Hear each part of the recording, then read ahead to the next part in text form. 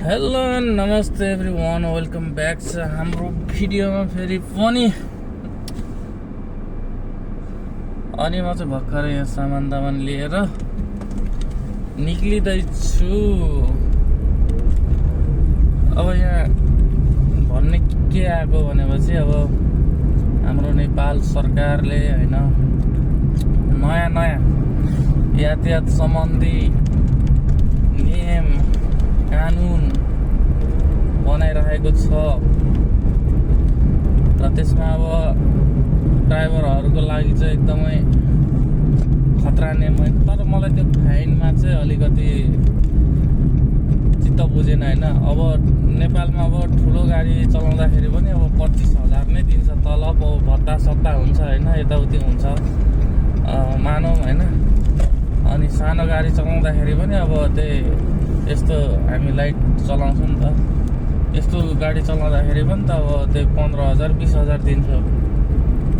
अनि अब सानो मिस्टेक भयो भने त्यो त 1 महिनाको कमाइले पनि त्यो सानो फाइन तिर्न सकिँदैन। म चाहिँ त्यो कारणले त्यो के भन्छ त्यो त्यत्रो फाइन तिर्नुभन्दा होइन अब स्यालेरीहरू पनि ड्राइभरको बढ्नु पर्यो होइन नेपालमा। अनि पो 1 महिनामा त्यो फाइनहरू यसो तिर्न सक्ने सक्षम हुन्छ क्या मान्छे। जस्तै अब 25,000 होइन 2,000 छ नि त, 2,000 त तिरिहाल्छ। यहाँ पनि अब रेड लाइटहरू छ, रेड लाइट क्रस गऱ्यो भने त 150 केटी जान्छ। नेपालको लगभग 77,000 नै हुन्छ, त्यत्रो जान्छ।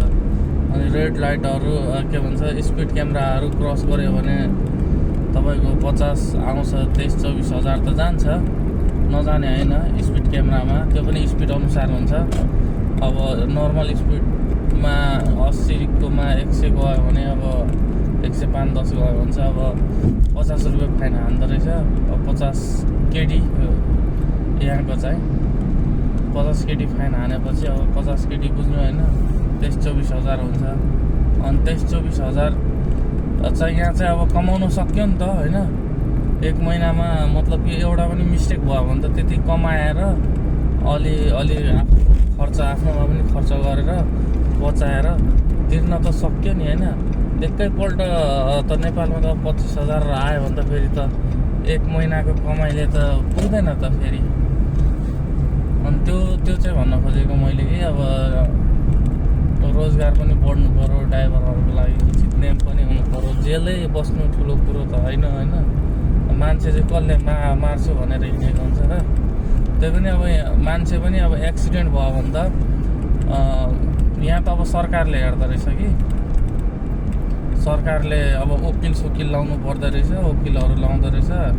अनि गल्ती कसको हो गाडीवालालाई चाहिँ दरो फाइन हानिदिँदो रहेछ मान्छेलाई लाग्यो भने, अनि फाइन हानिदिने। अनि उपचार खर्च त सबै के हुन्छ उसले गर्ने रहेछ नि त। यहाँको गभर्मेन्टले मान्छेको उपचार गरिदिन्छ, सबै कति खर्च लाग्छ होइन, सबै गरेर निको पार्ने काम गर्छ। अब त्यस्तै नियमहरू ल्याउनु पर्यो उपचारहरूको लागि चाहिँ। गाडी घोडाबाट भयो भने सरकारी तर्फबाट हुनु पर्यो। अनि न मान्छेले अलिकति एक्सिडेन्ट गर्दाखेरि आफूलाई पनि फाइन आउने र उपचार गर्दाखेरि पनि अब सरकारको तर्फबाट गयो भने अब त्यो डरले आफूलाई अलिक धेरै फाइन आउने कारणले मान्छेहरूलाई पनि अब लाग्दैन। हुन त अब नेपालमा अब बाटो पनि अब त्यस्तै हुन्छ। अब यहाँको जस्तो बाटो त्यहाँ बनाउनु पनि अलिक असम्भवै हुन्छ। अब बाटोले गर्दाखेरि अलिक एक्सिडेन्ट हुने हो होइन। सरकारले अलिक राम्रो बाटो बनाइदिनु पर्यो। 1 लेनको बाटोहरू हुनु भएन, यसरी 2 लेनको बाटोहरू हुनुभयो। र यो बाटोमा अहिले मान्छे छ हिँडेको, मान्छेलाई लाग्नु र पेल्नु, मान्छेलाई त्यो पेल्नुको कारण नै त्यही हो कि अब त्यो मान्छेलाई हात खुट्टा अङ्ग भङ्ग भयो ड्राइभरहरूले। अब उसलाई अब साउले त हेर्दैन, साउले नै हेर्न त हेर्छ, साउकाउ जसको गाडी उसले हेर्नुपर्छ। त्यही पनि अब के भन्छ मान्छे अङ्ग भङ्ग भयो भने अब उसलाई जीवनभरि पाल्नुपर्छ। त्यो पाल्नुभन्दा त मारिदिनु राम्रो हुन्छ। तर यो अलिक नराम्रै हो होइन। बाँच्ने अधिकार सबैको हुन्छ। अब अलिकति मिस्टेक भएपछि त्यो बेल्ने कुरो त हुँदैन, हेर्नुपर्छ मान्छेको अवस्था के कसो छ। यो नियमहरू चाहिँ अब ल्याएको राम्रै हो। अब किनभने अलिकति ठुकिन्छ, गाडीले कचाकचुक मान्छे पार्यो, 5 लाख रुपियाँ दियो, सक्यो। यो त एकदमै सस्तो पनि हो नि त यो नियम चाहिँ। त्यो कारणले गर्दाखेरि यसलाई चेन्ज गरेको एकदमै राम्रो हो। तर ड्राइभरहरूलाई चाहिँ अब जेल बस्नु, अनि त्यो गल्ती नहुँदा अब त्यस्तो अङ्गभङ्ग भयो भने त सरकारले हेर्नु पऱ्यो। सरकारले अब अङ्गभङ्ग हुँदा के भन्छ, 100ले यति % दिए, सरकारले पनि त्यो आधा % उसलाई जीवनको सुरक्षा, जीवन धान्नको लागि केही आम्दानीका स्रोतहरू दिनु पऱ्यो नि त होइन, भत्ताहरू दिनु पऱ्यो नि त। त्यस्तो भएपछि चाहिँ अब हुँदैन नि त। एक त अब रोडकै विशेष त रोडकै कारणले गर्ने हो। किनभने अब जेब्रा क्रसहरू पनि अब जहाँ पाए त्यहीबाट काट्ने, बाटोहरू गाडीहरू जता पाए त्यतैबाट ओभरटेक गर्ने गरिन्छ। अब यहाँ हेर्नु न, मान्छे भनेको यो रोडमा हिँडेको छ त, मान्छेलाई लाग्नको लागि त मान्छे हिँड्नु पऱ्यो नि त। मान्छे भनेको टक्क उता छेउछाउबाट आउँछ, यो आकाशे पुलबाट छ, आयो ऊ त्यहाँ छ, बसमा टक्क बसमा चढ्यो अनि हिँड्यो। अनि यो हाइवेमा मान्छे हिँड्दैन, यो छेउछाउ मान्छे नै हिँड्दैन क्या। अब त्यो अलिकति अब सहर बजारमा भनेको गाडी अब त्यो रोड कुदाउने, त्यसपछि एकैचोटि पार्किङमा जान्छ, अनि फेरि हिँड्ने अलिक बाटो अलिक फुटपाथ फाल्टै हुन्छ, त्यसमा गाडी चढ्ने कुरो हुँदैन। अब यस्तो छ यहाँ भनेको मान्छे हिँड्नको लागि अलाउ नै छैन। अनि यस्तो भएपछि त एक्सिडेन्ट हुँदैन। हाम्रो नेपालमा के हुन्छ, यतैबाट गाडी जाने, यतैबाट मान्छे जाने हुँदाखेरि अब कहिलेकाहीँ बाटो क्रस गर्दा यता र उता झुकिन्छ, त्यसले गर्दाखेरि लाग्ने, गाडीको ट्रक मुनि छिर्ने, टिप्पर मुनि छिर्ने, बस मुनि छिर्ने गर्छ। अब सरकारले नियमहरू ल्याएको त ठिकै हो, तर पनि अब कतिपय नियमहरू त ड्राइभरहरूको लागि चाहिँ नराम्रै हुन्छ। किनभने अब 12 वर्ष जेल बस्नुभन्दा त अब के भन्छ, विदेश आएर विदेशमा काम गर्न सजिलो नि। त्यसमा त यहाँको गल्फको झन् कति कडा नियम छ त। यहाँ झन् यहाँको भन्दा, हाम्रो नेपालको भन्दा त यहाँ त कति कडा नियम हो, कति कडा नियम हो। यहाँ त तपाईँको जथाभावी पार्किङ राख्यो भने पनि यहाँ फाइन 30 केडी हानिदिन्छ, कुनै ठाउँ 25 भन्छु 15 केडी हान्छ। अवस्था हेरी 2 खाले फाइन हान्छ। अनि हाम्रो नेपालमा त अब के भन्छ, फाइन अब नो पार्किङमा हुँदा पनि अब ठुलो सहरहरूमा हान्छ होला। हाम्रो गाउँघरतिर त हाम्रो सहरतिर त त्यस्तो फाइन चाहिँ हान्दैन। अब बाटोमै राखिदिनु हुन्छ।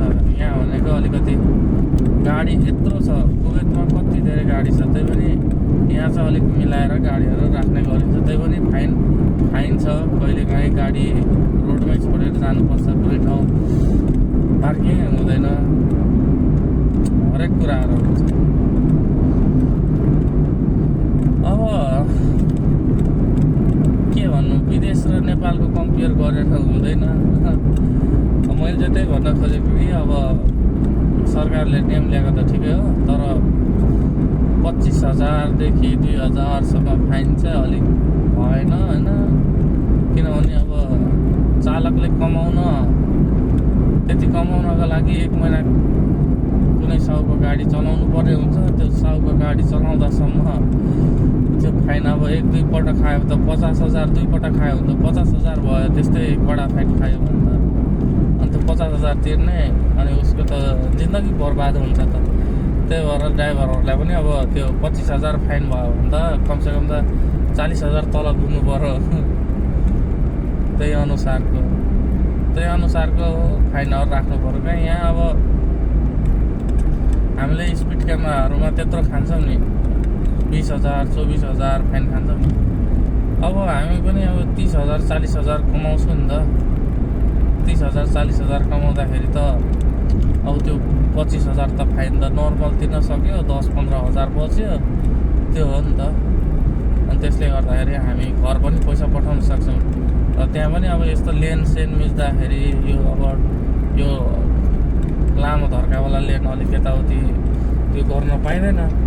अब यो टिकटिकी लेनमा चेन्ज गर्न पायो। अब त्यस्तो बेला हामीलाई मानौँ कि उहाँ ट्राफिकले हेर्नुभयो र हामीलाई अब फाइन हान्दाखेरि अब मानौँ 10,000 हानिदियो 5,000 हानिदियो भने त्यो तिर्न सक्ने अलिक त्यो होस्, ड्राइभरहरूलाई पनि सहज होस् भनेर मात्र यो अलिकति अब मैले बोलेको। अब हुन त अब सरकारको जे निर्णय हुन्छ त्यो त मान्नै पर्ने हुन्छ।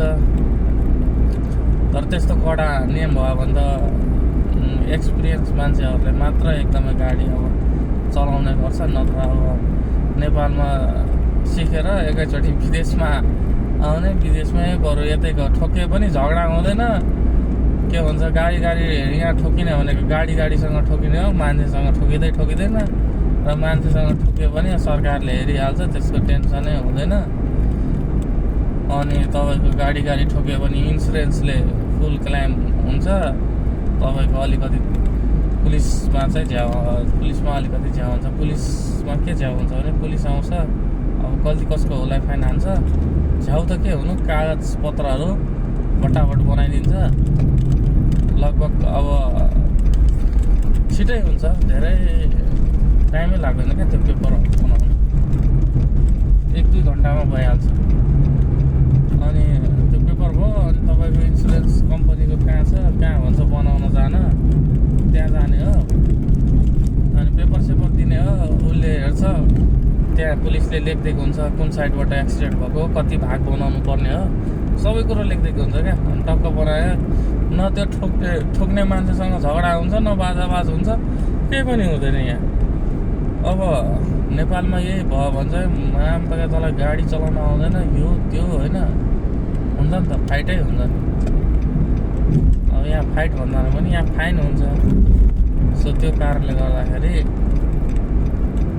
अलिक नेपालको नियम कानुन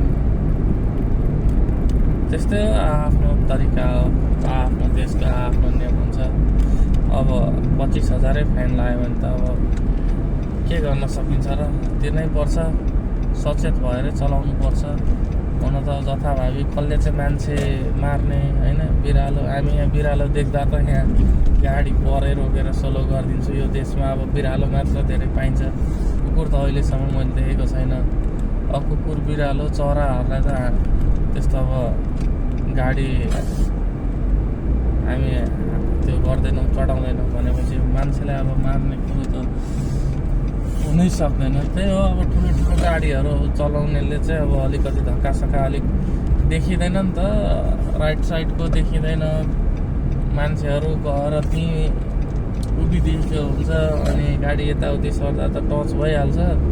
टच भयो भने लड्यो भने अब नदेख्नेले त अब के हो।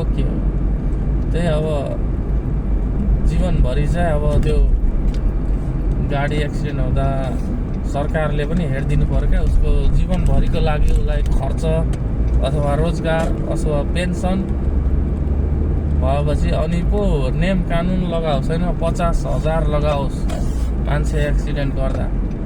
तर नियम कानुन ड्राइभरलाई 50,000 लगाओस्, तर त्यो मान्छेलाई के भयो भने बाटो हिँड्दै गरेको मान्छेलाई उसलाई चाहिँ सरकारले सेवा सुविधा दियोस्, ताकि त्यो ड्राइभरलाई पनि पछि तनाव नहोस् क्या। त्यो भएपछि चाहिँ एकदमै राम्रो हुन्छ। अब म चाहिँ यहाँ आइसकेँ कस्टमरको घर। सो तपाईँहरूलाई भिडियो कस्तो लाग्यो लाइक साइक गरिदिनु होला। ल बाई बाई गाइज।